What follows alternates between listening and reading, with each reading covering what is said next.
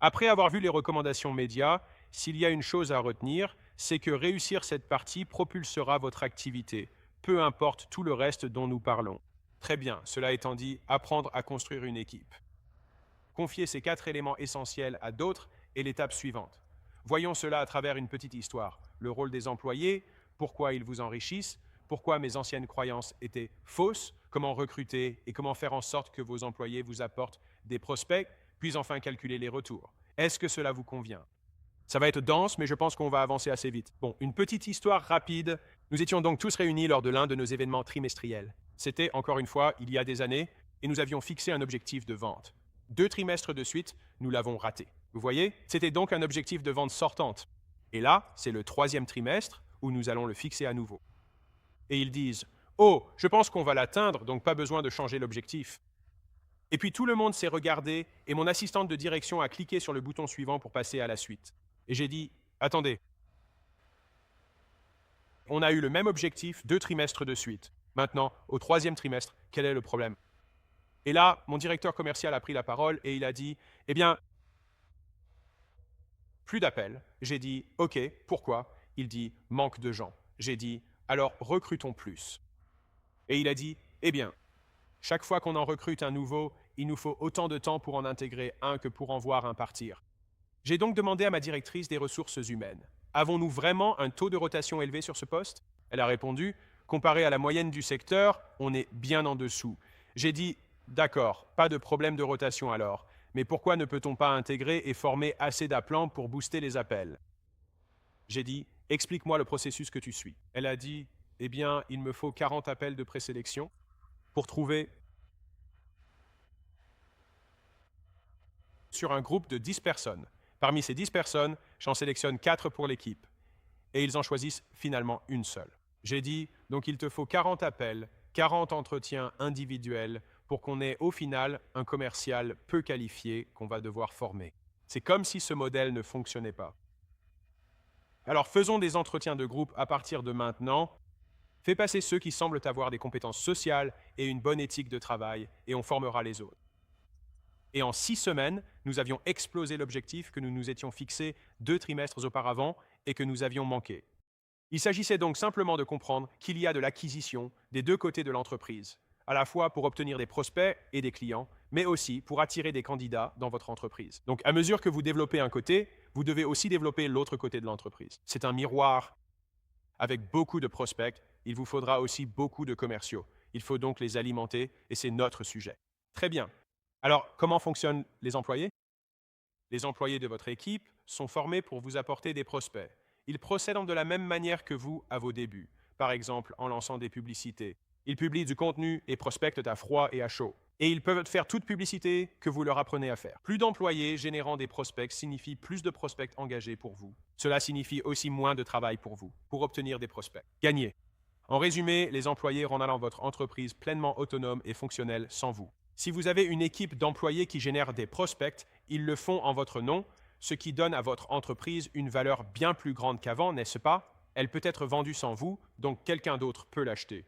Numéro 3, pourquoi les employés vous rendent riches? Regardez ces deux situations, un peu comme un avant-après, n'est-ce pas? On retrouve les mêmes indicateurs de performance pour l'entreprise. C'est crucial et c'est ce que je regarde avant d'investir. D'un côté, il y a celui qui travaille 80 heures par semaine, pensant être irremplaçable en tant que patron. Ils peuvent générer 2 millions de dollars de revenus grâce à l'entreprise et leur valeur nette est l'argent sur leur compte en banque. Pourquoi? Ils ont transformé leur activité en un job très lucratif. À l'inverse, le plus riche ne travaille peut-être que 10 ou 20 heures par semaine. Et il dit, d'autres peuvent mieux faire. Ce gars gagne aussi 2 millions de dollars avec son entreprise, mais sa valeur nette, c'est juste ce qu'il a sur son compte en banque. En plus, il a probablement plus de 10 millions de dollars en actions. En termes de valeur de l'entreprise elle-même, parce que l'entreprise ne dépend pas de lui, parce que d'autres personnes s'en occupent. Et donc ce gars-là est nettement plus riche que le précédent. Et c'est précisément ce qu'on cherche à construire au final. S'il y a une vidéo à voir qui vous fera gagner plus d'argent en l'appliquant, c'est celle-ci. Alors, scénario 1, 5 millions de chiffre d'affaires, 2 millions de bénéfices. Second cas, CA de 5 millions, profit de 2 millions. L'autre gagne plus. Boîte à faible valeur ajoutée de plus de 10 millions, compris? Ça nous plaît. Voilà pourquoi les employés vous enrichissent. Voilà pourquoi tout ce que je croyais savoir était faux. Alors, avez-vous déjà entendu dire que si vous voulez que ce soit bien fait, faites-le vous-même? Personne ne peut le faire comme moi. Personne ne peut me remplacer. Je suis irremplaçable, n'est-ce pas? Ce sont de fausses croyances sur la façon de faire des affaires. Regardez Apple, toutes les plus grandes entreprises mondiales, et regardez GE. Elles existent depuis 100 ans. Regardez Ford. Les gens ont trouvé comment faire. Et si vous voulez savoir pourquoi vous êtes probablement remplaçable, c'est que 100% des humains sont remplacés tous les 100 ans. Et vous savez quoi? Ça continue, et nous continuons en tant qu'espèce parce que nous apprenons des autres. Remplacez vos pensées par celles-ci. Pour que ce soit bien fait, confiez-le à quelqu'un à plein temps. Si je peux le faire, un autre le fera mieux que moi. Chacun est remplaçable, surtout moi. Ces croyances vous servent et, au final, vous rendent plus riche. Alors maintenant, voyons comment attirer des prospects. J'espère vous avoir convaincu de l'intérêt d'embaucher des employés, comment ils vous enrichissent et pourquoi l'investissement en vaut la peine. C'est l'une des parties les plus amusantes à créer. C'est un concept amusant. Nous avons parlé de ces 8, les externes. Ces 4 fondamentaux couvrent le travail individuel, puis des générateurs de prospects les exécutent pour eux. Et cela tourne en boucle, n'est-ce pas? Il y a aussi un effet miroir de cela en interne. Et donc, si l'on transpose les 4 fondamentaux au recrutement des employés, on retrouve exactement les mêmes principes qu'à l'extérieur. On utilise juste un langage différent. Ainsi, la prospection à chaud sur les 4 fondamentaux à l'extérieur, c'est demander de l'aide à votre réseau sur ces fondamentaux à l'intérieur. Prospection à froid. C'est la prospection à froid pour les employés. C'est le même terme. En headhunting ou autre, c'est ce que vous faites. Si vous publiez du contenu gratuit, vous le partagez avec votre réseau. Publiez sur vos pages pro ou perso. C'est ainsi que vous attirerez plus d'employés chez vous. Si vous diffusez des publicités payantes pour obtenir des clients, vous faites la promotion d'offres d'emploi pour recruter des employés. C'est pareil, et savez-vous pourquoi? Car il n'existe que 4 façons de communiquer et de transmettre des informations. On utilise juste des termes différents pour décrire les mêmes activités. Donc, si vous savez comment obtenir des clients, vous devriez pouvoir utiliser les mêmes méthodes pour attirer des talents dans votre entreprise afin de pouvoir évoluer. Très bien, maintenant regardons les générateurs de prospects car ça devient encore plus intéressant. Donc les recommandations de clients sont la même chose que les recommandations d'employés. Les affiliés sont des personnes qui possèdent des communautés de type spécifique de personnes ayant des compétences. Donc, si vous possédez une communauté de monteurs, alors c'est un affilié. Avec une communauté de commerciaux, si vous payez cette personne, elle devient alors votre affilié. Ces générateurs de prospects sont comme des recruteurs internes. Ils cherchent des employés en votre nom. Enfin, les agences sont des cabinets de recrutement et des chasseurs de tête qui travaillent en dehors de votre entreprise. C'est exactement la même chose, juste formulé différemment. Le déclic a été de réaliser que si je sais attirer des clients, je peux attirer des talents. C'est la même compétence. C'est de la publicité, on change juste de cible. Vous faites la promotion d'une opportunité d'emploi plutôt que de vos ventes habituelles. Au fond, cela revient au même. Pour moi, c'est génial. Voilà comment vous pouvez les transposer. La prospection chaude sollicite votre réseau. La froide inclut le recrutement, le contenu et les publicités payantes. Très bien. Et donc, c'est ainsi que vous obtenez finalement des prospects pour des employés. Vous faites pareil que pour obtenir des prospects clients. Alors, comment inciter les employés à vous amener des prospects? Je vois leur fonctionnement et pourquoi ça les enrichit. Je comprends qu'ils feront ça mieux que moi parce qu'ils y passeront tout leur temps alors que je n'y passe que 10% du mien. Même si tu es plus performant, en tant que patron, tu as d'autres priorités. Il est donc logique qu'un employé moins qualifié, mais dédié à plein temps, finisse par faire un meilleur travail que toi. Si tu penses encore qu'ils ne sont pas meilleurs que toi, 20 d'entre eux le sont sûrement, non? Réfléchis-y simplement. Maintenant, tu te dis peut-être, oui, mais qu'en est-il du super méga codeur? Bien sûr. Mais va donc être là-bas.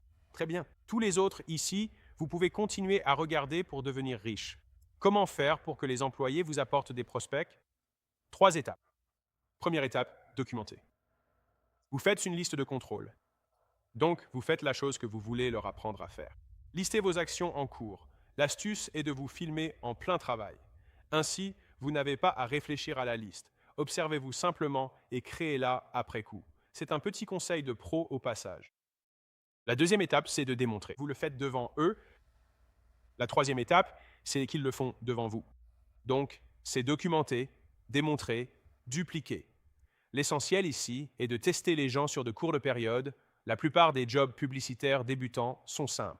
Ils requièrent simplement certaines qualités et des compétences, n'est-ce pas? Plutôt des compétences méta. Par exemple, ils demandent de la ténacité. Cette méta-compétence et la persévérance face à l'échec sont parfois plus longues à acquérir que la technique elle-même. Je cherche donc quelqu'un d'endurant et de tenace, car je sais que je pourrais lui enseigner le reste.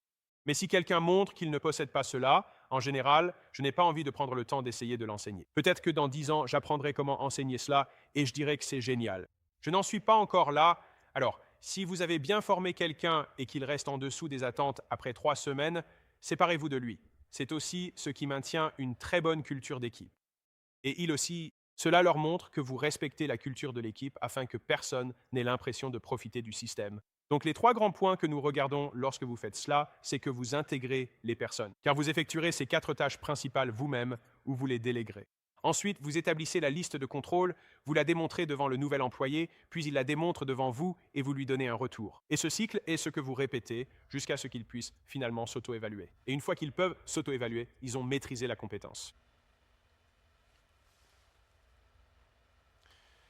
Donc les employés coûtent cher.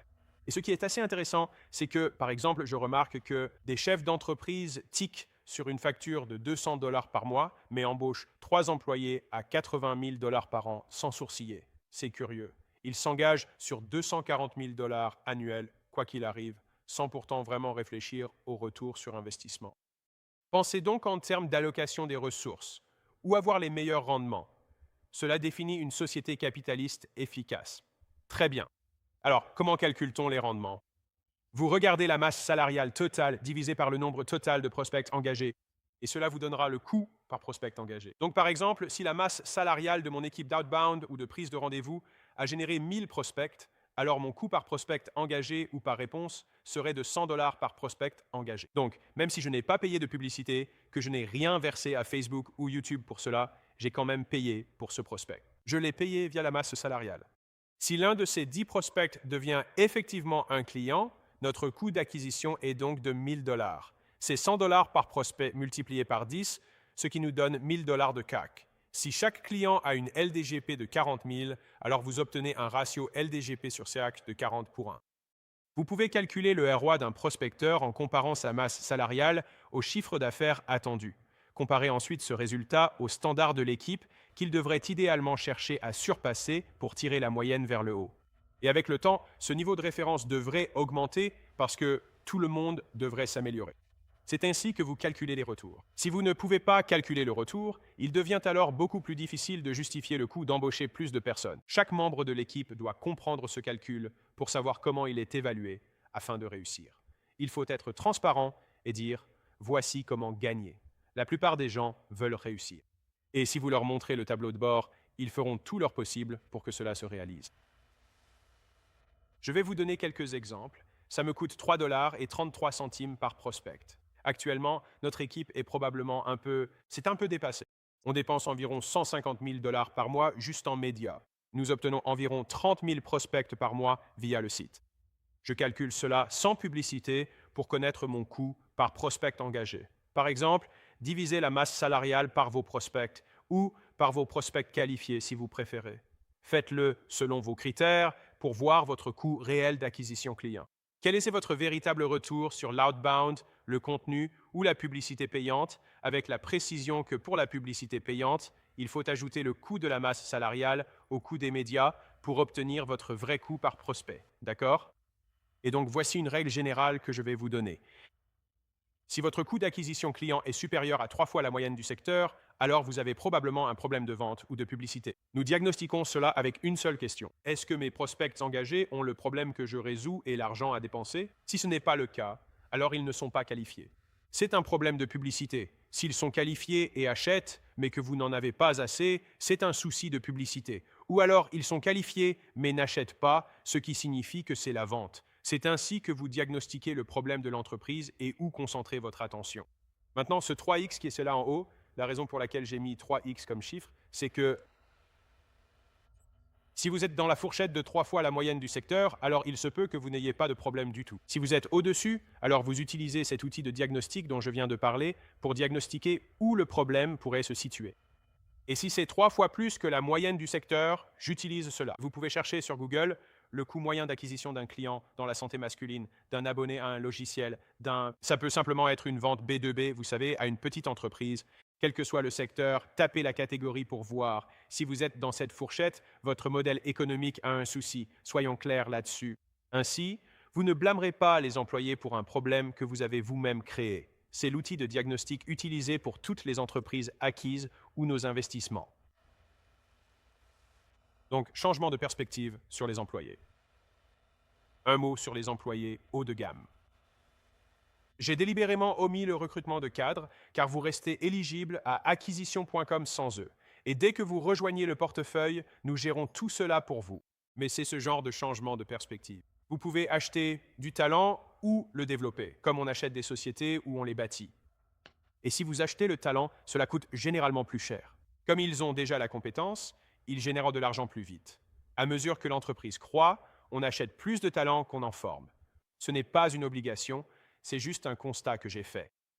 Et cela s'explique en partie par le fait que les compétences nécessaires pour devenir un super CFO d'une entreprise de 100 millions de dollars, vous n'allez pas créer tout un programme de formation pour que quelqu'un puisse faire cela. Souvent, on préfère quelqu'un qui a déjà cette expérience pour l'intégrer directement plutôt que de former quelqu'un, car il ferait tôt des erreurs dans votre entreprise à vos frais. Comme dit le dicton, les bons avocats sont chers, les avocats bon marché coûtent une fortune. C'est donc l'une de ces situations où l'on se retrouve dans un choix du type acheter de la qualité ou acheter deux fois, où l'on pense économiser à court terme en sous-payant quelqu'un. Mais je peux vous dire, d'après mon expérience, que les joueurs de catégorie A valent bien plus. De nombreuses études prouvent qu'un joueur de catégorie A vaut 5 joueurs de catégorie B. C'est l'une des folies de l'arbitrage. Pour un joueur de catégorie A, payez 25% au-dessus du marché et obtenez 5 fois le rendement. C'est encore aujourd'hui l'un des plus grands arbitrages au quotidien. Une opportunité majeure pour tout dirigeant est de surpayer légèrement pour attirer les meilleurs talents. Je voulais partager cela car ainsi, plus de joueurs de catégorie A investiront chez vous. Nous aurons beaucoup moins de problèmes à régler avec votre entreprise. D'accord. Dans l'ensemble, ce processus s'adresse principalement aux employés de première ligne qui sont chargés de générer des prospects plutôt qu'aux postes de cadre ou à la direction. C'est ainsi que j'espère résoudre votre problème actuel et le suivant qu'acquisition.com vous aidera à gérer. Voilà qui conclut la section sur l'obtention de prospects par les employés pour vous apporter plus de leads.